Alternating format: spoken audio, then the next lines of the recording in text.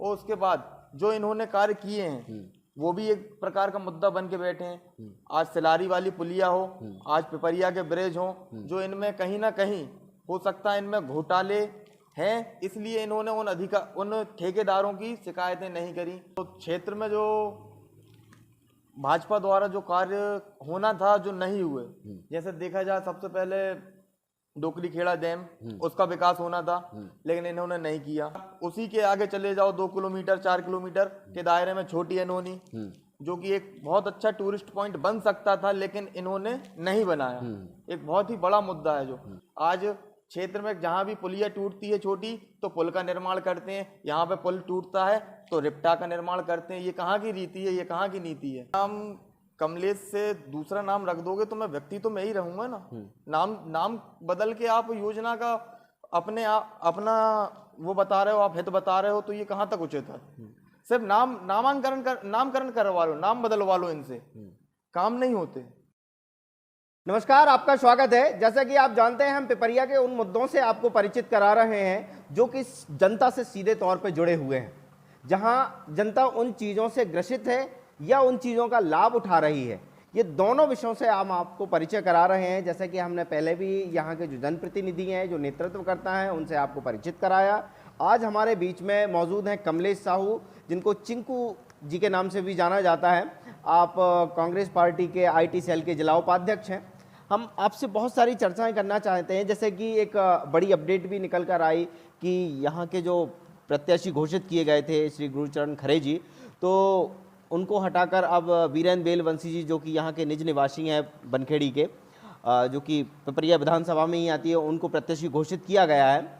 एक बड़ा परिवर्तन भी यहाँ पे हमें देखने को मिला। कहीं ना कहीं जो कांग्रेस या भाजपा में, दोनों में स्थानीय प्रत्याशी को लेकर या स्वयं की दावेदारी को लेकर बहुत सारे विषय निकल कर आए, जहाँ दोनों पार्टियों के जो ऑफिस थे, हेड ऑफिस थे, उनमें बड़ी भीड़ लगी रही आला कमान के सामने अपनी दावेदारी के लिए, ये भी देखने को मिला। तो आने वाले विधानसभा चुनाव में बहुत सारी प्रश्न बनते हैं कि क्या होगा, कैसे होगा। तो मैं आपसे एक प्रश्न करना चाहता हूँ कि वर्तमान में सबसे पहले क्या मुद्दे हो सकते हैं, तो उन मुद्दों पे हम चर्चा करेंगे। सबसे पहले मैं आपका स्वागत करता हूं हमारे इस विशेष कार्यक्रम में, विधानसभा इस कार्यक्रम में आपका स्वागत है। हम चर्चा करेंगे आगे। तो मैं आपसे जानना चाहता हूं क्या मुद्दे होंगे पिपरिया में ऐसे खास जिन पे चुनाव होंगे? सबसे पहले मैं आपका धन्यवाद देना चाहता हूं जो आपने मुझे यहाँ बुलाया, शुक्रिया, बहुत बहुत स्वागत आपका। और मुद्दों की बात करें तो क्षेत्र में जो भाजपा द्वारा जो कार्य होना था जो नहीं हुए, जैसे देखा जाए सबसे पहले डोकरी खेड़ा डैम, उसका विकास होना था लेकिन इन्होंने नहीं किया। दूसरा, उसी के आगे चले जाओ 2 किलोमीटर 4 किलोमीटर के दायरे में छोटी अनोनी, जो कि एक बहुत अच्छा टूरिस्ट पॉइंट बन सकता था लेकिन इन्होंने नहीं बनाया। एक बहुत ही बड़ा मुद्दा है जो। और उसके बाद जो इन्होंने कार्य किए हैं वो भी एक प्रकार का मुद्दा बन के बैठे हैं। आज सिलारी वाली पुलिया हो, आज पिपरिया के ब्रिज हो, जो इनमें कहीं ना कहीं हो सकता है इनमें घोटाले हैं, इसलिए इन्होंने उन ठेकेदारों की शिकायतें नहीं करी। आज क्षेत्र में जहां भी पुलिया टूटती है छोटी तो पुल का निर्माण करते हैं, यहाँ पे पुल टूटता है तो रिप्टा का निर्माण करते हैं। ये कहाँ की रीति है, ये कहाँ की नीति है? तो जैसे आपने कहा कि ब्रिज की जो आपने बात है, ब्रिज में क्या प्रॉब्लम है? ब्रिज में ऐसा कौन सा ब्रिज है जिसका 1 महीने बाद मेंटेनेंस चालू हो जाता है? चाहे बांसखेड़ा का ब्रिज हो, चाहे पिपरिया का ब्रिज हो, आप कहीं का भी ब्रिज उठा के देख लो, दोनों में से आज इतने बड़े बड़े गड्ढे हैं, कल को कोई भी हादसा हो सकता है उन गड्ढों से। और टर्निंग ऐसी टर्निंग दी है, उसका नक्शा देखा जाए तो हर तरह से वो ब्रिज फेल है, लेकिन उसके बावजूद उसे जारी बनाया, उसके बावजूद उसे चालू किया। और कहीं ना कहीं इन्होंने कमीशन खोरी के साथ, इनकी मिली भगत के साथ, आज कॉन्ट्रैक्टर से मिली भगत करके इन्होंने ये ब्रिज का निर्माण किया। इस कारण ये उसके खिलाफ बोल नहीं पा रहे हैं। क्यों नहीं बोल पाते, क्यों नहीं शिकायत करते? शिकायत करो उसकी। क्या मटेरियल लगाया आपने जो ये बह गया? आज मुझे नहीं लगता कि वो ज़्यादा साल टिक पाए। इल्जाम लगाएंगे बाद में कांग्रेस के कि हमने तो बना के रख दिया था, कांग्रेस उसकी देख रेख नहीं कर पाई। आप ही के 1 महीने बाद उसकी ये हालत है। तो बनने के ठीक 1 महीने बाद उसमें गड्ढे हो गए। तो जैसे कि आपने 2-3 चर्चा की, तो केवल चुनाव में यही मुद्दे होंगे? इसके अलावा कई मुद्दे हैं। आज शासकीय अस्पताल ले लो आप, उसकी स्थिति क्या है? उसमें डॉक्टर नहीं मिलते हैं। आज सिविल अस्पताल का दर्जा दिलवा के रखा है आपने, सिर्फ दर्जा कागजी कार्रवाई में दर्जा हो गया। आज जरा सी कुछ हो जाए तो होशंगाबाद रेफर, भोपाल रेफर। आज देखो आप पशु चिकित्सालय की स्थिति देखो आप वर्तमान में। तो मैं आपको बीच में रोकता हूं। तो ये आपने जो मुद्दे बताए, तो फिर आपको क्या लगता है कि विकास में कुछ कमी रह गई? तो क्या कमी रह गई ऐसी ये विकास? सभी चीजें विकास में कमी है। आज पशु चिकित्सालय में जाके देखो आप, डॉक्टर नहीं मिलेंगे आपको समय पे। आज गौशालाएं जो कांग्रेस ने निर्माण करी थी, आज उसे ये ठीक ढंग से चला नहीं पाए। पिपरिया विधानसभा में गौशालाएं बनी हैं, हर पंचायत में गौशालाएं बनाई हैं, लेकिन उनमें रख रखाव नहीं कर पाए। क्यों नहीं कर पाए? जेब भरने में लगे रहे नेता। तो आपको इसके अलावा और कोई कमी नहीं लगती? बहुत, हर विभाग में कमी है, हर विभाग में कमी, हर क्षेत्र में कमी है। हर क्षेत्र के जो भी संस्था है, हर उसमें अड़ीबाजी चल रही है। ये ऐसा तो देने को तो फिर उन्होंने बहुत कुछ दिया भी। दिया नहीं, उन्होंने कहा कि भाई हमने यहाँ पे सड़कें अच्छी बनाई हैं, हमने यहाँ पे सिविल अस्पताल भी दिया है, सीएम राज स्कूल दिए हैं। वही सड़क जिसका एक गांव वासियों ने एक हफ्ते बनने के एक हफ्ते बाद जिसमें रसोई कार्यक्रम रखा था, उसी सड़क की बात कर रहे हो आप? पिपरिया क्षेत्र की बात कर रहा हूँ मैं। हाँ, मैं पिपरिया विधानसभा की ही चर्चा कर रहा हूँ, उसी की बात कर रहा हूँ। ऐसी सड़कें दी हैं आपने। हाँ। ये सड़क बनती है और एक हफ्ते बाद उसी गांव के लोग उसकी रसोई कार्यक्रम रख देते हैं, उसी सड़क की 11वीं कर देते हैं। क्यों? वो खड़ के बह गई। ये सड़कें निर्माण है आपकी, इसमें काय का निर्माण हुआ है? आपके जेब का निर्माण हुआ है या सड़क का निर्माण हुआ है? ये तो बताइए। मैं नहीं, जनता पूछेगी इनसे, जनता इन्हें मुद्दे बताएगी। आप जाओ ना प्रचार के लिए तो निकलो। मैं भाजपाइयों से कहता हूँ निकलो, जाओ, जनता जवाब देगी आपको। अच्छा, आपने क्या किया? कांग्रेस कुछ नहीं बोलेगी, जनता से सामना होगा आपका। हाँ, अभी एक वीडियो वायरल हुआ नागवंशी जी का, जहां पर नारे लगाए गए। किसी गांव में गए थे वे, और वहां के ग्रामीणों ने नारे लगाए मुर्दाबाद के, या जो भी हैं। लोकतंत्र में हर व्यक्ति स्वतंत्र है, उसे कहने का अधिकार है। कहीं ना कहीं उस गांव वालों को ठेस पहुंची होगी माननीय विधायक जी द्वारा, उनकी पार्टी द्वारा, इसलिए उनका ये आज ये रूप है। और मैं तो कहता हूं कि अभी तो ये शुरुआत है, ये शुरुआत है, ये कुछ भी नहीं है। हो सकता है आगे चल के और विरोध का सामना झेलना पड़ेगा। जो काम आज कांग्रेस को करना था, कांग्रेस ने किया था, लेकिन अब जनता खुद इनके लिए विपक्ष बन गई है। जनता खुद, हर जनता का एक एक व्यक्ति, एक एक वोटर इनके लिए कांग्रेस का कार्य कर रहा है। दूसरी तरफ ये भी तो मिल रहा है कि फिर उनको जैसे योजनाएं मिल रही हैं, प्रधानमंत्री आवास मिल रहा है, आयुष्मान कार्ड का लाभ मिल रहा है, संबल योजना का लाभ मिल रहा है, शौचालय का लाभ मिल रहा है, ये भी तो मिल रहा है उन्हें। माननीय, आज मेरा नाम कमलेश से दूसरा नाम रख दोगे तो मैं व्यक्ति तो मैं ही रहूंगा ना। नाम बदल के आप योजना का अपना वो बता रहे हो, आप हित बता रहे हो, तो ये कहाँ तक उचित है? सिर्फ नामकरण करवा लो, नाम बदलवा लो, इनसे काम नहीं होते। तो ये लाभ ये जनता के हित के नहीं है क्या? जनता के हित के लाभ हैं, लेकिन ये नाम बदल दिए हैं। इंदिरा आवास को इन्होंने क्या कर दिया? प्रधानमंत्री आवास कर दिया है। हर योजना का नाम बदलने का ही कार्य इन्होंने किया है। इंदिरा ज्योति को, उज्ज्वला, फलानी को, ये हर तरह से सिर्फ नाम बदलने का ही कार्य किया है इन्होंने। आपका कहना यह है कि भाजपा ने काम नहीं किया है? बिल्कुल नहीं, काम किया होता तो आज आप बता रहे हो कि वहां पे ये सुनने को मिला।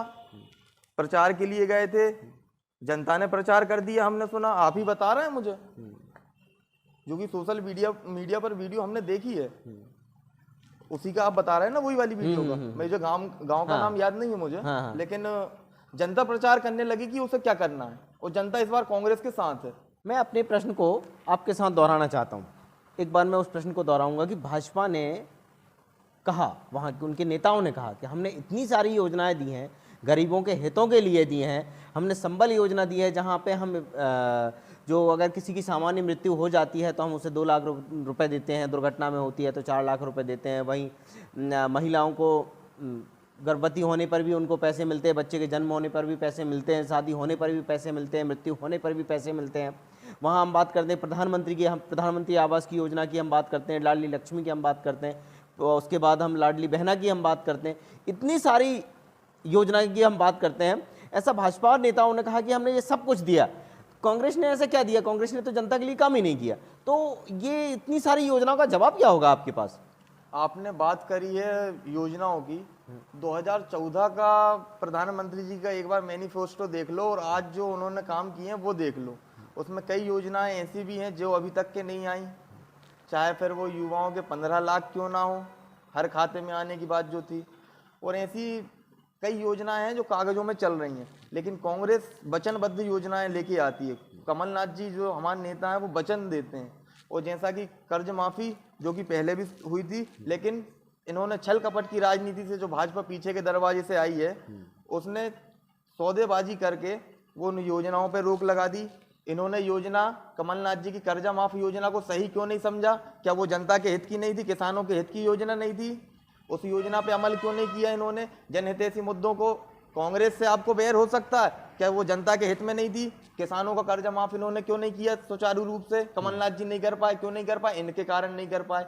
लेकिन सरकार बनेगी, हम भी पुनः कर्जा माफ भी सुचारू रूप से करेंगे, और उसके बाद किसानों के लिए 5 हार्स पावर की जो बिजली सिंचाई रहेगी वो माफ करेंगे, वो 10 हार्स पावर का बिल आधे दर से लेंगे। उसके बाद किसानों के लिए जो गेहूं की समर्थन मूल्य हमने 2600 से 3000 तक के ले जाने का तय किया है, वचन दिया है कमलनाथ जी ने। धान को 2500 से 3000 तक के ले जाने का वचन दिया है, और ऐसी ही कई योजनाएं। फिर चाहे वो बच्चे जो पढ़ रहे हैं, शिक्षित हो रहे हैं, उनको सरकारी स्कूल में या किसी भी स्कूल में रहे वो 5वीं से लेके 10वीं तक, 5वीं से लेके 9वीं तक उसको 500 रुपये प्रति माह मिलेगा, और 9वीं से लेके 10वीं तक उसको 1000 रुपये प्रति माह मिलेगा, और 10वीं 11वीं वालों को 1500 रुपये, 1200 रुपये, 1500 रुपये प्रति माह देने का वचन दिया है कमलनाथ जी ने। तो ऐसी कई योजनाएं हैं। हमारी भी जनहितैषी मुद्दे हैं, जनहितैषी योजनाएं हैं जिनका हम लाभ सरकार आने पर जनता को देंगे, और एकदम वचन के साथ देंगे। ऐसा नहीं कि आपसे बोल दिया सबके खाते में 15 लाख आएंगे और फिर वैसे तो ऐसे तो भाजपा भी बोलती है कि भाई इन्होंने कहा था कि हम कर्ज माफी करेंगे, हाँ? मगर ये लोगों को केवल सर्टिफिकेट मिले हैं, कर्ज माफ नहीं हुआ। मैंने तो यहाँ तक के सुना हूँ, ये आपने भी सुना है, ये तो मैंने भी ये सुना हूँ कि कुछ भाजपाई नेताओं के, बड़े भाजपाई नेताओं के घर के सदस्यों के कर्ज माफ हुए हैं। ये भी प्रत्यक्ष है। किसान होंगे वो भी किसान है, उनके भी कर्जे माफ हुए हैं, तो इसे झुटलाया नहीं जा सकता। चलो ठीक है, हम आगे बात करते हैं। चूंकि आप सोशल मीडिया से हैं, सोशल मीडिया आप उपाध्यक्ष हैं आईटी सेल के, तो मैं आपसे जानना चाहता हूं कि जो अब शब्दों वाली पोस्टें आती हैं, अब शब्दों वाली पोस्ट आती हैं, एक दूसरे को गालियां दे रहे होते हैं, कई प्रकार के ऐसे शब्द जो कि सार्वजनिक नहीं होने चाहिए, नहीं बोलने चाहिए, तो ऐसे शब्दों का इस्तेमाल होता है सोशल मीडिया पे, चाहे वो कांग्रेस हो या भाजपा हो। तो आप कांग्रेस से हैं, तो कैसे उसको मैनेज करते हैं या कैसे कंट्रोल करें जिससे ये नेगेटिव शब्द ना हो? देखिए, कांग्रेस की तो ये नीति रही नहीं है किसी को गाली देने की, ना कांग्रेसी किसी को गाली देते हैं। कांग्रेसी एक सभ्य भाषा में उसका जवाब देते हैं, उसका सामना करते हैं। भाजपा की ये जो नीति है, मुंह में राम बगल में छुरी, भाजपा तेरी नीयत बुरी, वो इस पे अमल करती है। और ये देश के अंदर गोडसे को पूछते हैं, देश के बाहर जाके गांधी को पूछते हैं, ये इनकी रीति नीति है। और चूंकि जो पिता कहता है वो पुत्र करता है, तो जो व्हाट्सएप यूनिवर्सिटी पे जो इन्हें ज्ञान परोसा जाता है, वो ये आकर सभी भाजपा के कार्यकर्ता इसको आगे बढ़ाते हैं, और इसका इनका जनता जागरूक हो चुकी है, इनको सब नकारती है, उसमें जनता जवाब देती है इनको। अच्छा, अंतिम प्रश्न की ओर बढ़ूंगा आपसे कि युवाओं के लिए ऐसी क्या कमी छोड़ी?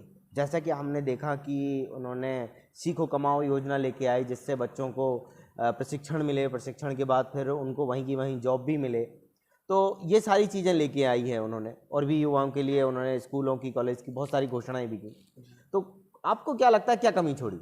आप ये बताइए, इस क्षेत्र में रोजगार मेला क्यों नहीं लगा अभी तक युवाओं के लिए? रोजगार मेले का आयोजन किसने किया? भाजपा ने क्यों नहीं किया अभी तक? कब करेगी भाजपा? माननीय नेता जनप्रतिनिधि महोदय, इन्होंने कब रोजगार पे बात करी? युवाओं के लिए इन्होंने क्या किया? कुछ कार्य नहीं किया। युवाओं को आगे बढ़ाने के लिए क्या अवसर लाए इन्होंने? आज ये इनके नेताओं ने, मैंने पिछले इंटरव्यू आपकी जो देखे, उसमें मैंने देखा कि कहते हैं कि पिपरिया में रॉ मटेरियल नहीं है, इसलिए यहाँ पे उद्योग नहीं लग सकते। मैं पूछता हूँ, माननीय मुख्यमंत्री जी शिवराज सिंह चौहान जी के क्षेत्र में कौन सा ऐसा रॉ मटेरियल तैयार होता है जो वहां पे 2-2 बड़ी फैक्ट्रियां हैं? आप ही के इंटरव्यू में, आप ही ने, मैं नाम नहीं लूंगा, वो सम्माननीय नेता हैं, उनके इंटरव्यू में उन्होंने कहा पिपरिया में रॉ मटेरियल नहीं है। संपत मुंदड़ा जी का इंटरव्यू था हमारा, वो मेरे बहुत सम्माननीय, मैं उनका आदर करता हूँ, लेकिन उनका ये कहना कहाँ तक सही है? का वहाँ पे रॉ मटेरियल तैयार होता है, जो वहाँ पे उद्योग लगे हैं उनका। पिपरिया में ऐसी कंपनी लगाने के लिए आपको क्या रॉ मटेरियल चाहिए? 70 किलोमीटर का दायरा अगर तय करेगा वो यहाँ से घूम के, तो उसका भाड़ा बढ़ जाएगा रॉ मटेरियल के लिए। आप रॉ मटेरियल उपलब्ध नहीं करा रहे तो ये आपके बहाने हैं। ये आप युवाओं को उनसे अवसर मिलेगा, उससे रोजगार मिलेगा, वो आप देना नहीं चाहते। क्यों नहीं देना चाहते? फिर वो युवा आपकी पार्टी में यहाँ वहाँ झंडा लेके नहीं घूमेगा, ये डर है उनको। युवा आज उन्होंने युवा कैप्चर करके रखे हैं, भ्रमित करके रखे हैं युवाओं को भाजपाइयों ने, तो वो फिर स्वतंत्र हो जाएगा, उसे रोजगार मिल जाएगा।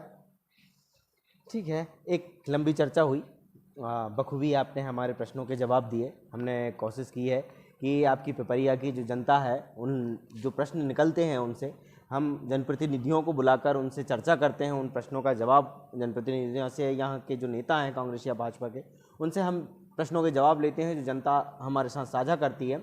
मैं अपने दर्शकों से निवेदन करना चाहता हूँ कि यदि आपके मन में कोई प्रश्न आते हैं या आप कोई विचार रखना चाहते हैं या कांग्रेस या भाजपा जिनसे भी आप प्रश्न पूछना चाहते हैं, अपने प्रश्न पूछना चाहते हैं, तो अपने प्रश्नों को कमेंट बॉक्स में ज़रूर डालें या खबर भारतवर्ष के मैसेज बॉक्स में भी आप डाल सकते हैं, व्हाट्सएप पे भी आप डाल सकते हैं। जिससे आप नाम छुपाना चाहते हैं तो वो भी ठीक होगा। हम आपके प्रश्नों का जवाब, आपके जनप्रतिनिधि, आपके क्षेत्र के कांग्रेस या भाजपा के नेता, आपके जो प्रश्न होंगे हम उनसे उनका जवाब लेंगे। तो हम अगली मुलाकात में मिलेंगे। यदि जनता आपसे कुछ पूछना चाहती है, कुछ प्रश्न हुए, तो हम जनता के सवाल आपके सामने पुनः रखेंगे। बिल्कुल, और मिलेंगे अगली मुलाकात में। आपका बहुत बहुत धन्यवाद। बहुत बहुत धन्यवाद। अपने शहर, अपने प्रदेश की ताज़ा खबरों के लिए लाइक करें, शेयर करें, सब्सक्राइब करें और हाँ, बेल आइकन दबाना ना भूलें, क्योंकि खबर हमारी, फैसला जनतंत्र का।